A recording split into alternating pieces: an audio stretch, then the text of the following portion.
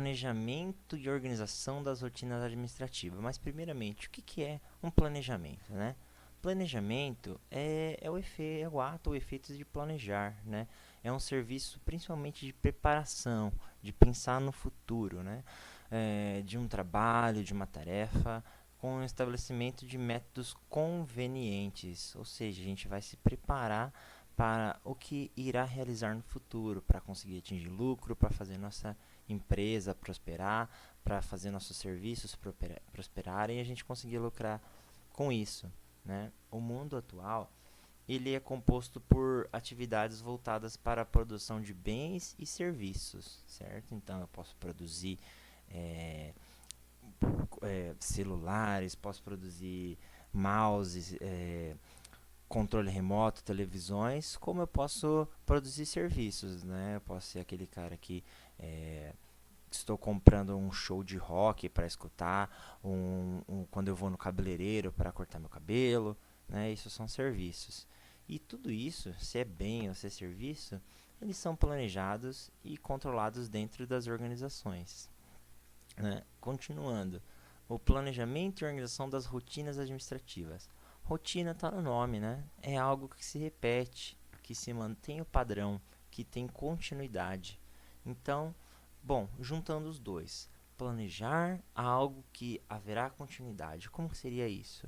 O foco principal, então, dessa matéria é fazer com que os processos que a gente definir, que são necessários dentro de uma rotina diária, corporativa e administrativa, funcionem de maneira eficaz. Então, a gente vai se planejar para que a gente tenha um êxito no futuro, certo? Mas antes de começar a entrar em assuntos mais específicos, vamos começar pelos conceitos básicos da administração, tá?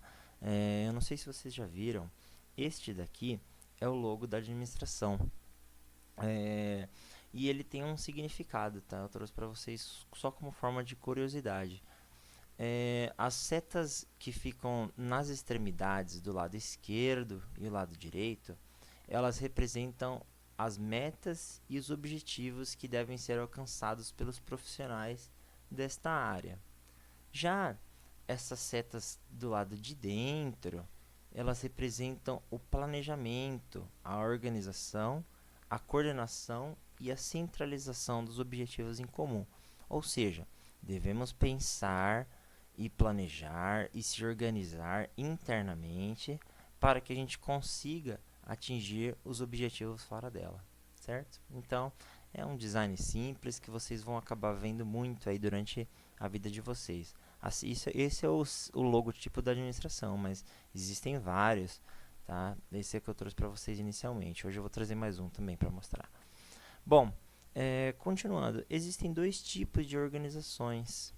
Existem as que não são lucrativas, que são os exércitos, os serviços públicos, que são o SUS, né, os hospitais que a gente vai, que são gratuitos, as ONGs, né, as organizações não governamentais, entre outras.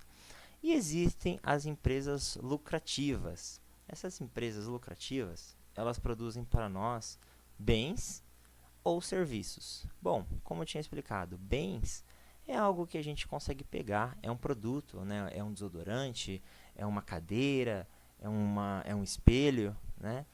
E serviços não, são coisas que são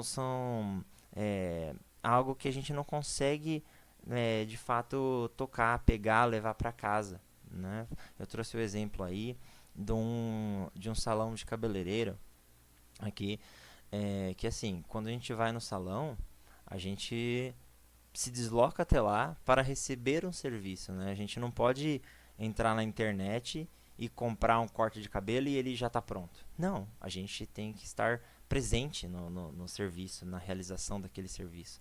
A gente não consegue estar à distância ou pedir para outra pessoa ir lá cortar o cabelo seu para você, né? Você deve estar presente para realizar para ter esse benefício de serviço. Um dos serviços também é a aula que a gente está tendo agora, né? A gente não consegue ter ela por outra pessoa, tá? A gente vai ter que escutar ela, a gente vai ter que absorver ela, certo? E eu trouxe duas palavras aí que eu não sei se vocês já escutaram, que se chama tangível e intangível. Bom, é basicamente o que eu estava explicando. Tangível significa que é algo que podemos tocar. Ok, então se eu compro um bem e serviços que é um celular, ele é tangível. Eu posso segurar ele, eu posso tocar ele, eu posso manusear ele. Se eu compro um perfume, eu posso segurar ele, eu posso tocar nele. Intangível é algo que não podemos tocar, né? Se estamos lá assistindo um filme no cinema, não podemos tocar nesse filme, né? Não tem como tocar em uma música, num show de rock, por exemplo, que escutamos. É intangível, isso se chama intangível, tá? Essa nomenclatura que eu queria passar para vocês aí já irem absorvendo. Bom, então vamos ao conceito básico da administração.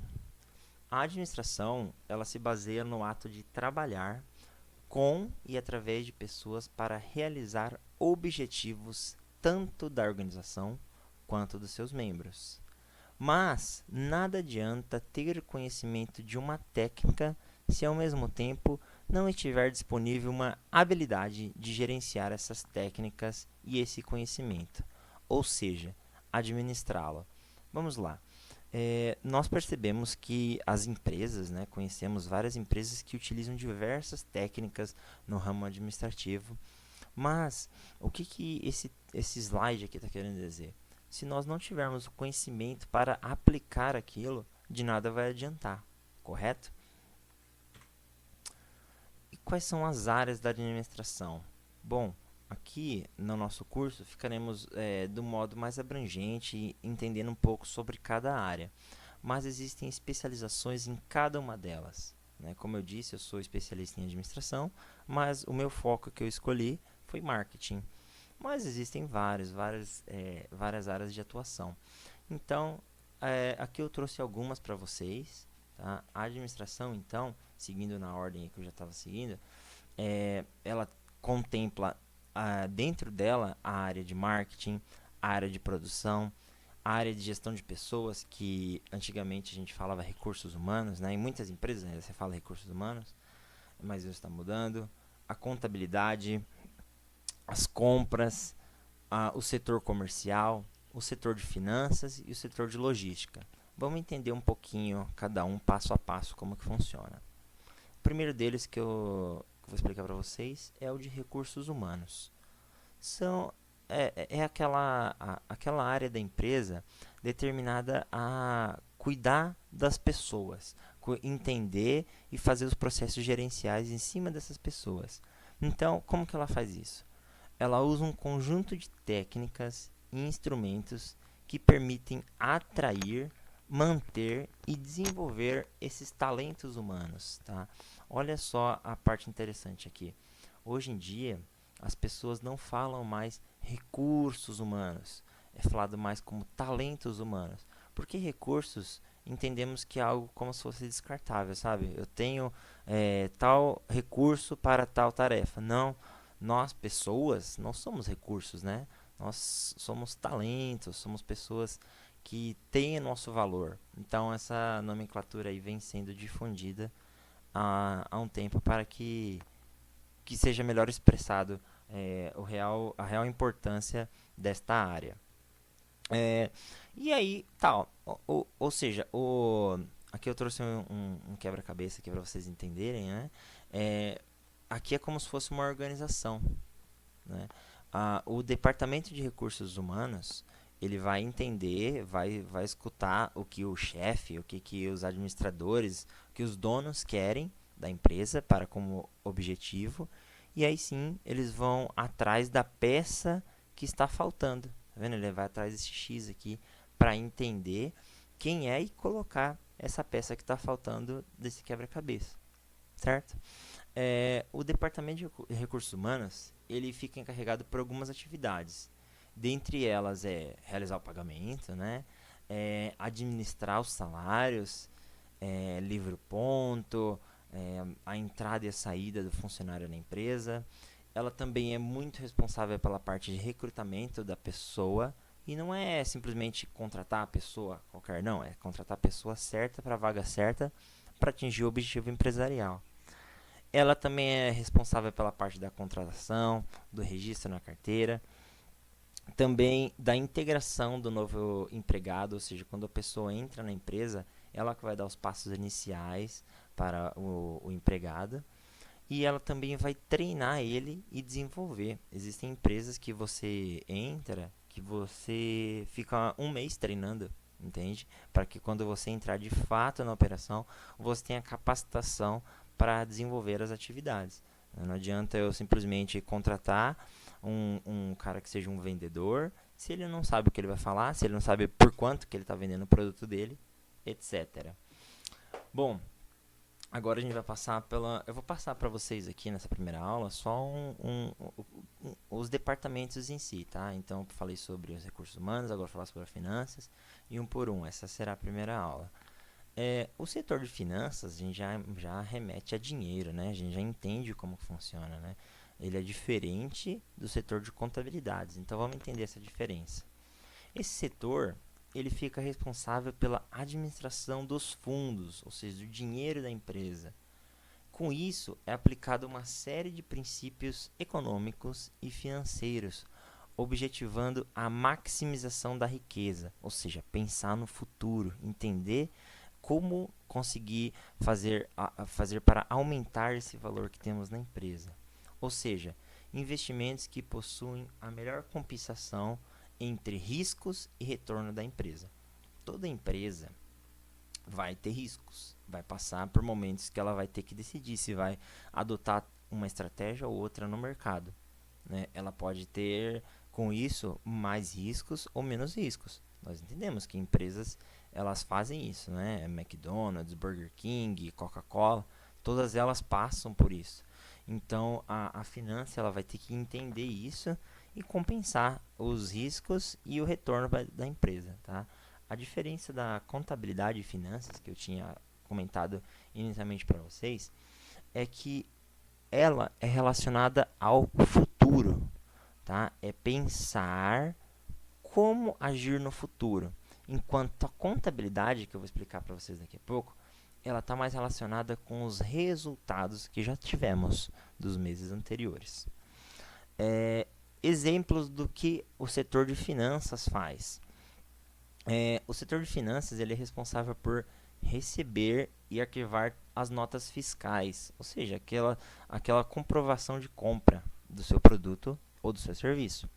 Ela também administra boletos de cobrança, ela emite comprovantes de pagamento para ter um controle, para passar uma segurança para o cliente, para dar respostas ao governo, ao município que ela está servindo e trabalhando.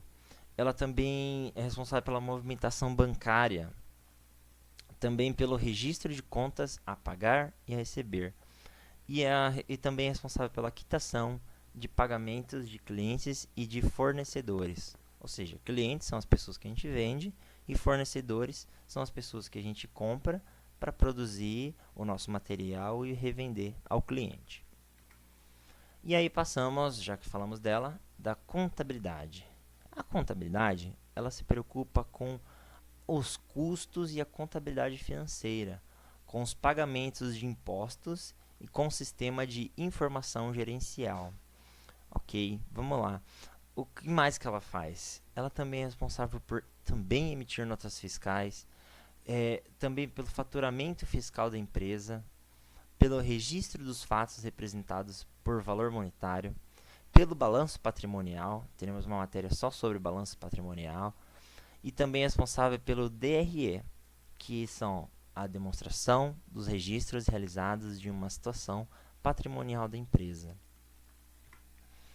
E aí passamos para o marketing. O marketing eu gosto muito particularmente. Olha só, esse também é o símbolo do marketing. O marketing ele tem como objetivo atingir o alvo dele, tá vendo? Ele vai entender o cliente e vai conseguir ofertar exatamente o que ele precisa. Ele é o setor que engloba todas as atividades de relação de troca, orientadas para a satisfação dos desejos e necessidades dos consumidores.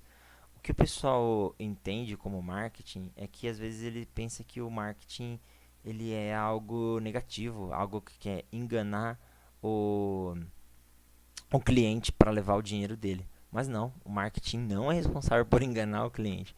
O marketing ele é responsável por realizar uma troca. Ou seja, eu entendo com quem eu estou falando. Se eu estou falando com uma criança, eu vou vender para criança. Se eu estou falando com um adulto, eu vou falar com um adulto. Da língua que ele entenda e que seja justo tanto para quem está comprando e investindo, pagando com seu dinheiro, quanto para quem está vendendo. Então, esta é uma relação de troca, onde ambos os lados sairão beneficiados e felizes. Tá? E ele também é responsável por estudar essas motivações de consumo, entender como a pessoa compra, o porquê ela compra. A empresa procura produzir bens e serviços que atendam sempre ao público-alvo. Vamos lá. O marketing ele conta sempre com 4 instrumentos principais. São a produção de bens e serviços que atendam os desejos do público, a escolha do preço para esses produtos, a distribuição eficiente e ágil desse produto e a comunicação com o público. E nós teremos uma aula mais aprofundada sobre isso, mas basicamente o marketing trabalha com 4 P's: produto, preço, praça e promoção. Que são esses que eu falei para você, ó. Produção de bens e serviços, escolha do preço, distribuição e comunicação. Então tá, produto, preço, praça, promoção. Logo mais voltaremos a falar sobre isto. E vamos lá, vamos entender mais um pouquinho sobre o que é marketing. Segundo Kotler, para quem nunca ouviu falar, ele é o pai do marketing. Ele que trouxe todas as explicações que nós temos hoje relacionadas ao mercado. Tá? É o Philip Kotler o nome dele. Logo falaremos mais sobre ele também. O marketing, como eu estava dizendo para vocês, ele é um processo tanto administrativo quanto social, pelo qual as pessoas obtêm o que desejam, né? o que precisam através da geração de desejo, oferta e troca de produtos de valor. E toda forma de relacionar o produto a uma marca é uma maneira de realizar uma comunicação com o mercado. A partir do momento que esse lápis se torna uma Faber-Castell, é uma forma de estar aplicando marketing. Ou seja, isso aqui não é um lápis comum, isso aqui é um lápis Faber-Castell. Sabe? Isso traz para mim um desejo de compra. Sabe? Eu entendo através do marketing que aquele lápis ele tem uma marca, ele tem um valor. Então, para mim é muito mais compensativo e me traz muita confiabilidade de comprar esse produto, porque eu, através do marketing, consegui entrar na sua cabeça e consegui colocar uma informação de que este produto aqui é confiável. Por quê? Porque ele tem uma marca, nesse caso a Faber-Castell. E aí passamos para o setor de produção. O setor de produção, ele administra o sistema de produção, de modo a transformar os insumos em produtos. Insumos, para quem não conhece, nunca ouviu essa palavra, insumos são a matéria bruta que a gente recebe quando a gente compra. Né? Agora estamos falando muito sobre as vacinas e sobre seus insumos. Os insumos, então, são aquele plastiquinho descartável, a seringa, o líquido em si. Né? Isso são os insumos que juntos, depois de ser produzidos, depois de toda a empresa fazer a sua produção, ele se torna de um insumo e um produto, certo? A serviço da empresa. Também a produção é responsável por coordenar de maneira que seja aplicado o mínimo de recursos, obtendo o máximo de bens produzidos. Ou seja, nenhuma empresa quer desperdício, né? Nenhuma empresa ela vai comprar para jogar fora. Muitas empresas elas pegam restos de produtos e criam novos produtos. Isso é o setor da produção que é necessário desenvolver e pensar sobre. Né? Empresas de madeiras, por exemplo, eles fazem... eles criam sofás, por exemplo, eles cortam a madeira, tudo bonitinho, mas a serragem que sobra desses cortes, ela recolhe e realiza outros produtos, outras vendas de produtos, né? Exemplos do que a produção se preocupa em fazer. Ela é responsável pelo controle de produção diária e mensal. Ela também é responsável pela entrada de matéria-prima. Lembra que eu estava explicando para vocês lá em cima? Tudo que entra para a empresa para se tornar um produto. Ela também é responsável pelo controle de parada de máquinas e equipamentos. Existem a capacidade máxima de produção de uma empresa. Tem empresas que trabalham só no período da manhã, tem outras só no período da tarde, tem umas que da noite, tem umas até que de madrugada e tem umas que de todos, né? A produção que vai entender qual é a melhor estratégia para que as máquinas não quebrem e que continue havendo lucro e que o sistema não pare por 100%. Ela também é responsável por também realizar os relatórios de consumo dessa matéria-prima para informar aos outros departamentos da empresa que está faltando tal equipamento ou produto para que continue a produção. E ela também é responsável pelo chão de fábrica, né? Coordenar os funcionários da produção. Não é porque ela cuida do setor de chão de fábrica, que assim falamos, que ela tem menor importância, tá?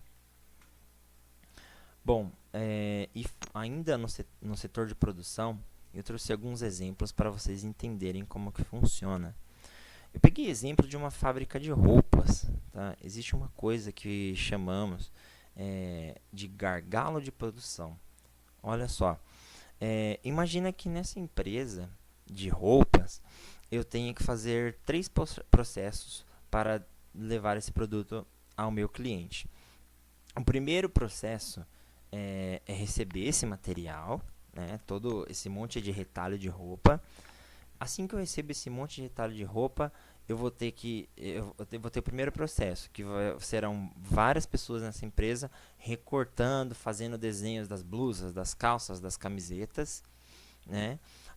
No segundo processo, será colocar o zíper, e o terceiro processo será embalar esses produtos e enviarem para entrega. Aonde ocorre um fenômeno chamado gargalo de produção. Bom, eu vou dar um exemplo aqui. Imagina que eu sou o dono dessa empresa. Eu falo, se eu recebo 1000 peças de roupa por dia, todas embaralhadas aqui, eu vou colocar muita gente aqui para cortar essas peças de roupa, para colocar elas de uma maneira que seja rápida para ficar pronta, só para o cara do zíper, que é o segundo setor, fazer isso. Vai ser tranquilo. Só que eu não penso que isso pode gerar um gargalo. Como que funciona isso na prática? Tá vendo aqui o desenho? Imagina que todas essas pessoas estão produzindo essas roupas, fazendo esses cortes, esses desenhos. E eles estão enviando para só um cara da produção, que é o responsável por colocar o zíper em cada uma dessas peças. O que vai acontecer? Ele não vai dar conta. Ele não vai conseguir colocar porque ele é só um.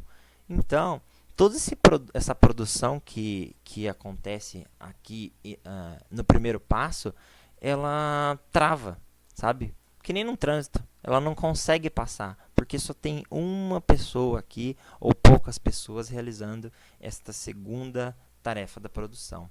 Então, isso a gente chama de gargalo. Por quê?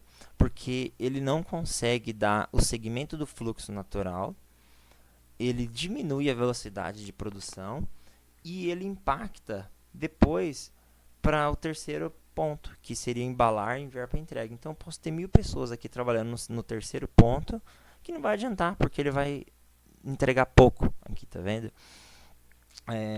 Ainda dando o exemplo do trânsito aqui, né, de gargalo, às vezes, isso só como forma de curiosidade, tá? A gente vê algumas estradas, né, com caminhos estranhos, né? Olha só, esse carrinho aqui, ele tendo que dar várias voltas aqui, tá vendo?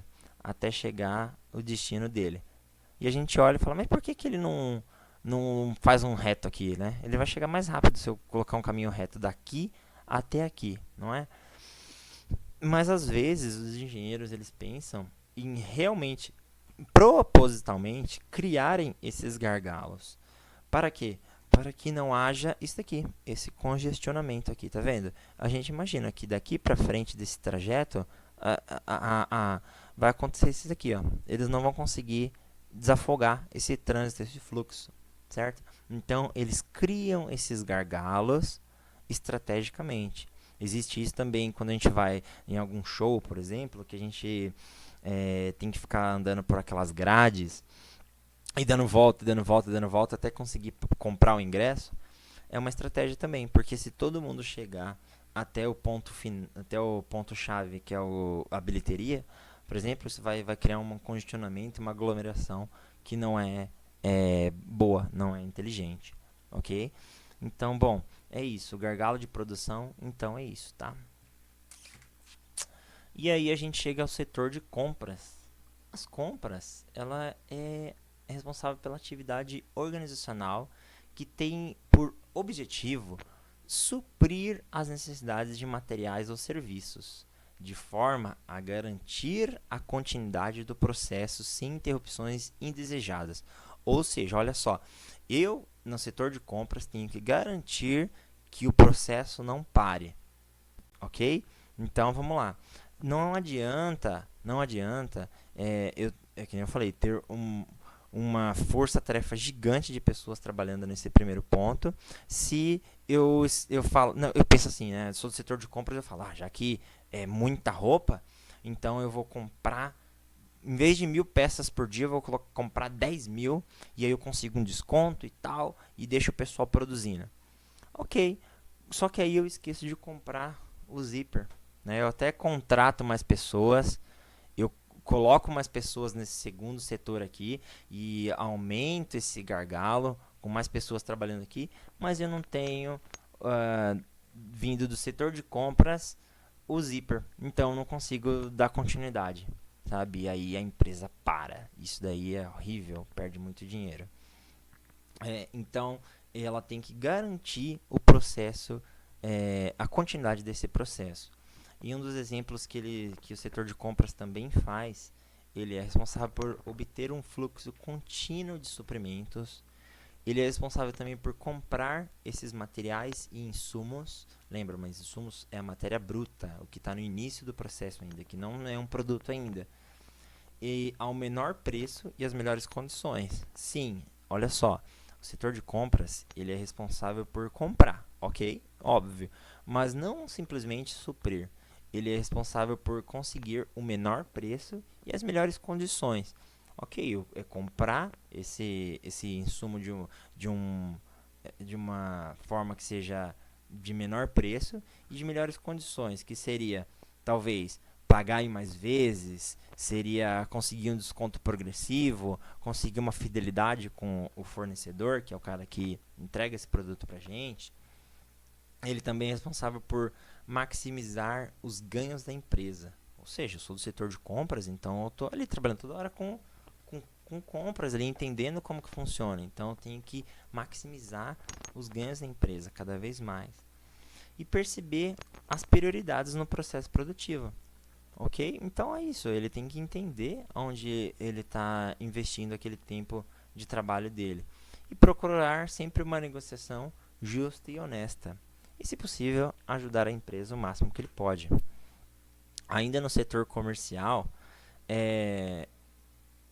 agora vamos lá. Esse era o setor de compras. Agora vamos ao setor comercial. O setor comercial, ele é responsável, né, a gente fala comércio, vendas, entender, né, como que é a ação no local de vendas, né? O setor comercial, ele é outro. Ele é responsável direto pelas vendas da empresa, da exposição dos produtos e ação de merchandising. Ele também planeja as estratégias de venda e monta o telemarketing ativo, ou seja, o cara do setor comercial é o cara que vende de verdade, né? O cara que está ali na ponta ali tentando fazer a pessoa comprar seu produto ou serviço. Telemarketing, vamos sempre lembrar, não é marketing, tá? Marketing é diferente de telemarketing. Telemarketing é aquele pessoal que liga para você ali, normalmente a gente acaba desligando, não dá muita atenção. né? Enquanto o marketing é o cara que planeja a venda. Esse daqui, olha só que interessante. Eu trouxe uma campanha de merchandising daquele energético TNT, tá vendo? Ele de uma maneira criativa, ele expõe o produto dele, tá vendo? Então é uma propaganda sim, não explícita, de maneira criativa no ponto de venda. Desse modo, ele consegue alcançar os objetivos da empresa e atingir até as metas e os desempenhos. O setor comercial também ele é responsável por fazer a prospecção de novos clientes. Prospectar um cliente é conseguir um novo cliente. Então, ele vai. Talvez você até precise daquele produto e você não saiba. Então, o cara do setor comercial ele é responsável por isso. Por fazer você entender e fazer você consumir dele. Então, ele vai ligar para você, vai mandar um e-mail, vai pegar você quando estiver passando na rua e vai explicar, ele vai prospectar. Ele é responsável, então, pelo atendimento também, né? Ele vai estar ali conversando com todo mundo e entendendo o que o cliente está passando para ele, de se ele está comprando, se ele não está comprando porque está muito caro. O setor comercial ele tem que fazer essa análise e entender também, não só do cliente, como também da concorrência, do rival dele, para manter sua equipe bem informada de tudo o que está acontecendo. Então, na minha empresa, eu só distribuo ali e coloco as latinhas de TNT. Mas na empresa do lado, os caras fazem uma ação dessa. Então, querendo ou não, isso vai influenciar nas compras também. E aí, ele também, através disso, se ele estiver bem informado, ele vai conseguir sim fazer uma análise do mercado e do seu público-alvo, ou seja, quem ele quer vender, né? Porque o público-alvo não é vender para todo mundo, é vender para quem é importante de fato. Então, se eu vendo TNT, se eu vendo energético, eu vou vender provavelmente para o jovem, né, para o esportista. Eu não estou interessado em vender para uma criança esse produto. Eu não estou interessado em vender para um idoso esse produto. Eu vou vender para quem é meu público-alvo, certo? E aí sim, trabalhar junto ao departamento de marketing, dando suporte, né, os feedbacks do que está acontecendo, do que é preciso para que essas vendas melhorem ainda. Algumas vezes o setor comercial entra até em briga com o setor de marketing porque cada um tem uma estratégia de venda, tá? Olha só uma outra ação de merchandising que eu trouxe para vocês, bem interessante também, né? Tá vendo? Nessa empresa aqui de roupas, eles fizeram uma ação no Facebook. Eles disponibilizaram algumas fotos e o pessoal de blusas e roupas, e o pessoal ia dando like nessas fotos. E aí, eles pegavam esses likes e jogavam na arara. Olha só, então essa blusa aqui, essa primeira blusa, ela ganhou 1.059 curtidas. Essa daqui de trás já ganhou metade, 479, tá vendo? E aí, as pessoas que estavam comprando aquilo, elas se sentiam seguras, sabe? Era uma ação que elas entendiam que aquela roupa, aquela insegurança que eu tenho de comprar ou não, está sendo apoiada por mais 1.000 pessoas. Ou essa daqui realmente o pessoal não acho que não vai gostar dessa. Então é uma ação de merchandising muito inteligente para que as pessoas se sintam mais seguras e acabem comprando mais. Então ela cria na cabeça do cliente uma representação mental positiva. E ainda assim, ela é uma propaganda que não é explícita. Ela tá ali, o número tá ali. Né? Ela não tá falando compre aqui, venha aí, né? Não, ela tá ali, simplesmente. E ela é uma divulgação criativa daquilo. Bom, e aí a gente chega ao nosso último setor de hoje, que é a logística, e não menos importante. A logística ela é responsável pelo processo físico do produto, desde a obtenção dos insumos, ou seja, desde aquela matéria inicial, até o planejamento e o descarte do mesmo, passando pelas fases de produção, armazenagem, ou seja, guardar esse produto em algum lugar que não se deteriore, e a distribuição dos produtos finais. A logística é tão importante também que ela influencia também em outros setores de vendas e de marketing, por exemplo. Né? Vamos dar um exemplo, então, antes de continuar aí. Não adianta meu setor de venda falar que vai vender 5.000 peças se não tiver logística para entregar. Sabe, o produto vem da China lá e vai demorar 120 dias. Não adianta fazer campanha de marketing nenhuma, porque a logística não consegue entregar. Então ela tem que prover essas soluções necessárias para sempre garantir a disponibilidade do produto no momento exato requisitado pelo cliente, né? A gente sabe que a logística ela pode trabalhar, ok, com a venda, por exemplo, de uma empresa de computador, é uma coisa. Ela pode armazenar em um lugar ali e dificilmente ele vai se deteriorar. Mas se a gente está falando, por exemplo, de uma empresa que trabalha com venda de frutas, por exemplo, a logística vai ter que ser muito mais rápida. Porque a armazenagem daquilo ela deve ser de uma maneira inteligente. Porque se demorar, todo aquele produto que a empresa tem para vender vai apodrecer, né? Então, os serviços principais deles são transportes, gerenciar os estoques e fazer o processamento de pedidos. E com secundário, um serviço secundário é realizar armazenagem, manuseio de materiais, cuidar da embalagem, da obtenção, de compras, ajudar os outros setores, né? Realizar programação de produtos e sistema e colocar tudo no sistema, né? Tudo que está entrando e tudo que está saindo.